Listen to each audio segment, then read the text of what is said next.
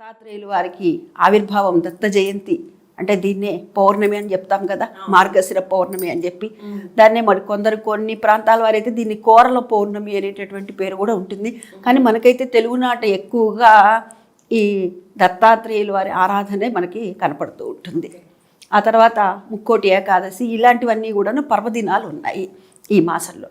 ఈ మాసంలో చేసేటటువంటి పూజకి విష్ణుమూర్తి ఆరాధన, అదేవిధంగా లక్ష్మీదేవి యొక్క ఆరాధన.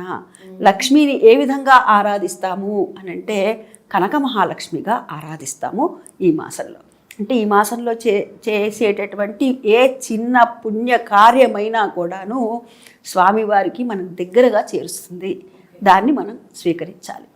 మనకి మార్గశిర మాసంలో వచ్చే సుబ్రహ్మణ్య షష్ఠి ప్రాముఖ్యత చెప్తారా? అసలు ఎలా చెయ్యాలి, ఏం చేస్తాము అవన్నీ? మార్గశిర మాసంలో వచ్చేటటువంటి